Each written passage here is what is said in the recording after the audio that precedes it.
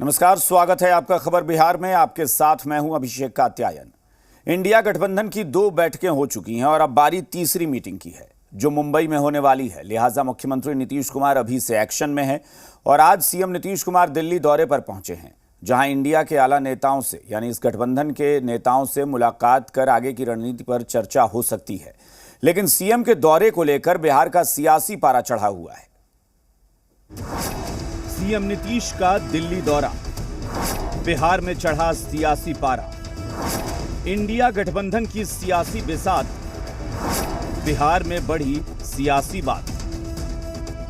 पटना बेंगलुरु के बाद अब इंडिया गठबंधन की बैठक मुंबई में होने वाली है। इस बैठक के लिए 31 अगस्त और 1 सितंबर की तारीख तय कर दी गई है, लेकिन उससे पहले सीएम नीतीश कुमार इसकी तैयारियों में जुटे हैं।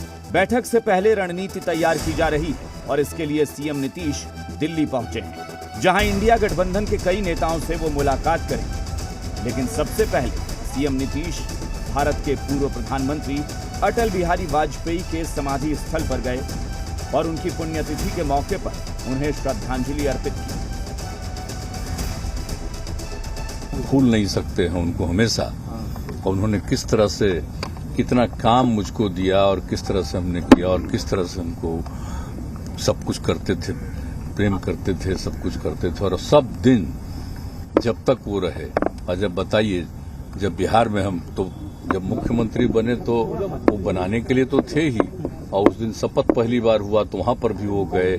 आगे भी हर प्रकार से उनसे मिलना, और बीच में उनकी तबीयत खराब हो गई, ये अलग बात है। तब भी हम लोग हमेशा ये उनका हो गया। खैर, नीतीश के दिल्ली दौरे पर बीजेपी नेताओं ने निशाना साधा है। पूर्व केंद्रीय मंत्री रविशंकर प्रसाद ने कहा कि सच तो ये है कि लालू यादव ने नीतीश कुमार को दिल्ली शिफ्ट होने और तेजस्वी यादव के लिए गद्दी छोड़ने को कहा था। नीतीश कुमार किसी भी शहर में जाएं, लेकिन लोगों ने 2024 में मोदी को पीएम बनाने का मन बना लिया है। वहीं बिहार बीजेपी के प्रदेश अध्यक्ष सम्राट चौधरी ने भी नीतीश कुमार के दिल्ली दौरे पर तंज कसा है। उन्होंने कहा कि नीतीश कुमार किसी से भी जाकर मिल सकते हैं, लेकिन सच तो ये है कि वो अब थक चुके हैं। तो सुशील मोदी ने भी सीएम नीतीश पर जुबानी वार किया। अब नीतीश बाबू दिल्ली जा रहे हैं तो जाएं। लालू जी तो कह ही थे कि अब आप दिल्ली जाइए, मतलब बेटे के लिए गद्दी छोड़ दीजिए। नीतीश बाबू गद्दी छोड़ने को तैयार नहीं है। तो हम लोग देखते हैं, देखेंगे। देखिए, कोई इस देश में क्या फर्क पड़ता है कि नीतीश जी किससे मिलते हैं। इस देश में फिर से नरेंद्र मोदी जी की सरकार 2024 में बनेगी।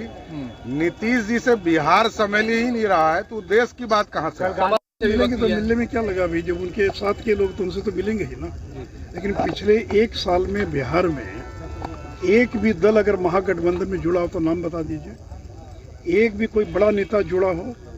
उल्टे जीतनराम मांझी अलग हो गए, उपेंद्र कुशवाहा अलग हो गए, आरसीपी सिंह अलग हो गए। तो नेता दर नेता, दल पर दल अलग हो रहा है।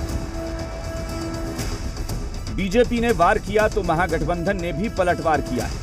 आरजेडी ने कहा कि इंडिया गठबंधन के आगे बढ़ने से घबराहट में प्रधानमंत्री अनाप शनाप बोल रहे हैं। तो जेडीयू ने कहा कि बीजेपी की बेचैनी से पता चलता है कि नीतीश कुमार की कवायद से बीजेपी की हालत खराब है। वहीं कांग्रेस ने कहा कि मुख्यमंत्री नीतीश कुमार कहीं भी जाते हैं तो बीजेपी के पेट में दर्द होने लगता है।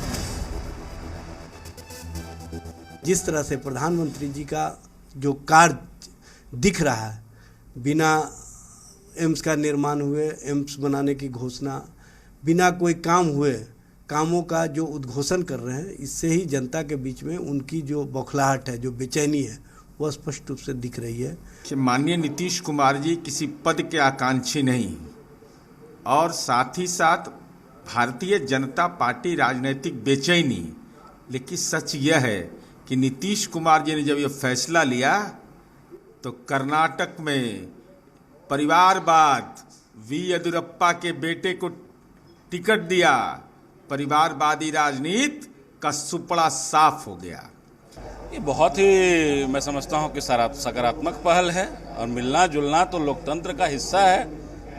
और इंडिया का जब ये गठन हुआ है, महागठबंधन का गठन हुआ है, पैन इंडिया सब लोग मिल के जो पार्टियां हैं लड़ने के प्रयास में हैं, तो उस माहौल में मिलने जुलने से तो और बढ़िया है, सकारात्मक पहल है।